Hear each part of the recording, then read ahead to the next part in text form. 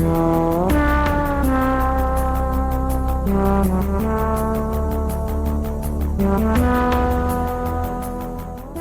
the years of Street Fighter, Ryu has always been the character that's been grounded. He's a humble character, he's soft around his loved ones, and he's always been, throughout the series, finding a balance. And in this video, it's kind of just to understand the character of Ryu and how he fits in the world of Street Fighter and just gaming in general. He's one of the very first fighting game characters, or at least popularized fighting game characters. And to see his transition throughout the years of being such a devoted character to balance, and how he has the power of nothingness, but also the Satsui no Hada, the power of not feeling while the power of feeling everything. And constantly throughout the Street Fighter series, he finds a way to always center himself, whether that's with Ken, Goken, fighting Akuma, Sakura, whoever it may be, even his rivalry with Sagat. You can see Ryu's determination to get better.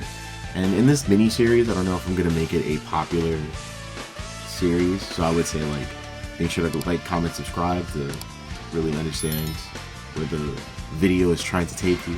But all jokes aside, this video mini-series is mainly just to kind of understand characters and their personality and what the developers wanted you to feel when playing certain characters.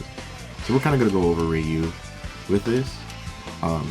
Just a quick synopsis. Ryu's first debut was in Street Fighter, the August 30th, 1987 game. It was kind of just really bad. Like, that was one of the Street Fighters no one really talks about because it's kind of like a Double Dragon-esque game. I have footage here on the screen if you want to look at it. And you could tell even in this game, Ryu's design was very strange. It was like he had the Chinese slippers on, he still had his, traditional gi, and things of that nature. So he had red hair for some strange reason. So he was rocking the craziest fit of all time in Street Fighter 1. And if you notice too, Street Fighter 1 has a lot of characters you may notice, like Mike, Gen is in it, obviously Sagat, Ken is also in it. So a lot of Street Fighter characters also made their first debut in Street Fighter 1. So you can see just from Street Fighter 1 the juxtaposition to Street Fighter 2 with Ryu's very simplistic, very calm demeanor, and also to his outfit change. Just going from Street Fighter 1 to Street Fighter 2 is a massive outfit change, and it kind of screams at two different characters. You wouldn't even know these two characters are the same. And I don't know if that was intentional or not. I don't know if that was to symbolize Ryu's like growth as a character, but his Street Fighter 2 appearance is what he mainly keeps throughout the series, of the torn up gi, having the dogs out, and his signature headband, and spouting the brown hair this time, no longer red. So this was our first true world warrior. He introduced us into the world of Street Fighter, and he just kept going. So going throughout all these years and seeing how Ryu struggled with having too much power and anger, giving him the Satsui no Hado, and how he had to struggle, it kind of spoke to me. As I've gotten older, I know old man Snow here, Unk, as the young kids like to say. Oh man, I hate myself for even saying that, but anyway, now that I'm older, I can understand letting your emotions fly because you're angry, because you don't understand, how you may feel, so you just let your emotions ride.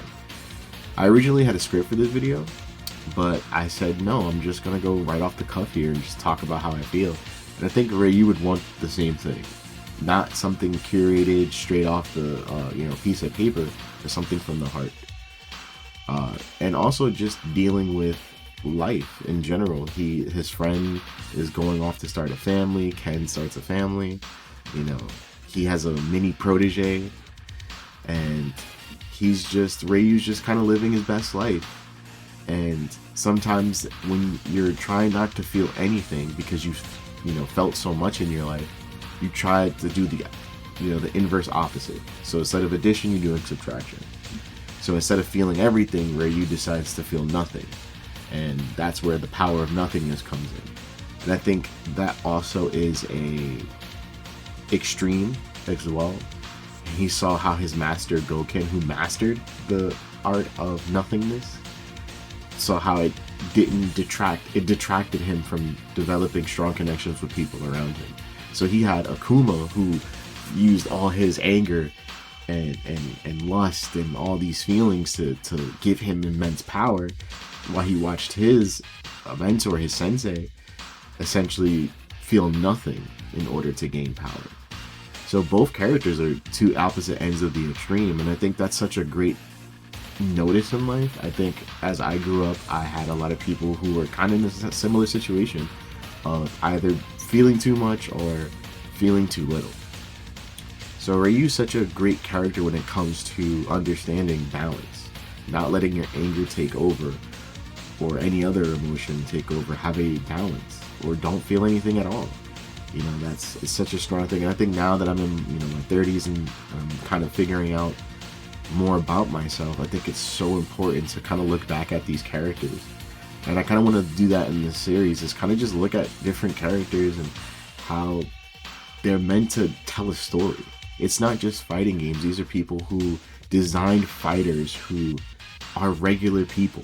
Yeah, they do super things like, obviously I can't shoot energy beams out of my hand, like, obviously. But just as you can look at Goku and like relate to how he loves protecting his loved ones, or Vegeta's will to protect his loved ones, and how those two exhibit their feelings, and you can relate to that. I think it's the same thing here when it comes to fighting game characters. Even characters in Guilty Gear and other fighting games, you can relate to their story, you can relate to their character design, and that's the whole point. I think nowadays we're kind of missing that within the fighting game genre, of being able to relate to the fighter, relate to just, even if you just find them cool. I don't relate to Kazuya at all from Tekken, but I just love his character design and his love of fashion. That dude is putting it on in every game. There's no Kazuya fit that's garbage. Even when he's wearing military garb, he is putting that shit on. So, at the end of the day, Ryu is such a great character. And I think, maybe not on this channel, but I may do on my second channel. Be sure to check that out. I'll put the link to it in its description. That's where I'm going to be uploading mainly my VODs and things of that nature. So I say go check that out if you kind of want to watch VODs. I'm going to be doing a lot more content on that channel. So it's going to be like Pokemon, and I want to do like Nuzlocke or other stuff. But I'll probably make an announcement on that channel about what that channel is about. So be sure to check that out. I'll probably also make a video on this channel. Anyway, kind of just rambling here. But yeah, just maybe just play with Ryu to kind of connect with him more. It's cool to connect with your characters. It's cool to really understand why your character's motivations are doing the thing. Now, obviously, this is not going to help you win a tournament. You're not going to become the best player ever.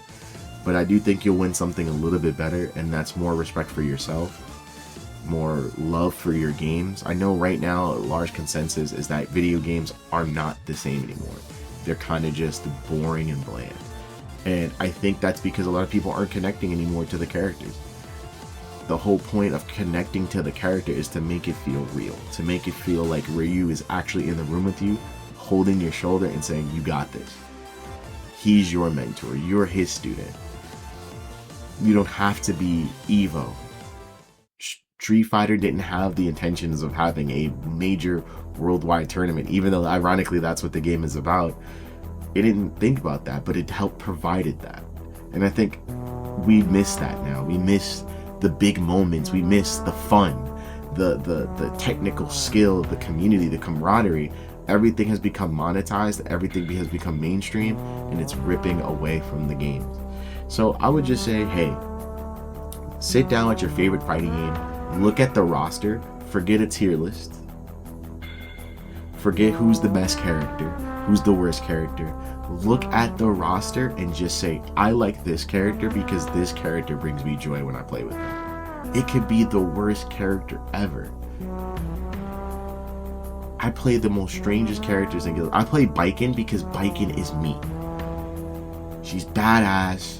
She's one arm. She's a samurai. She has honor. She's who I want to be if I ever was a cool samurai. But I also play the yo-yo guy. I mean, yo-yo girl, excuse me. I can't remember her name right now. But she's also really fun. And I really like playing with her. She's awesome. Guilty Gear has such great character design that I'm like, there's no way you can look at a character and go, this character is bad because they don't look quote-unquote cool. But we're not talking about Guilty Gear or any other fighting games. We're talking about Street Fighter. So I want to end it with this. Ryu is the type of character that you need to just sit down, really understand who he is, his motivations to really unlock his true potential. I think once you master balance, Ryu is the perfect character. And I hope that when I play him and learn his combos and things of that nature, that speaks to me. That I can sit down and go, okay, yeah, Ryu's the one for me.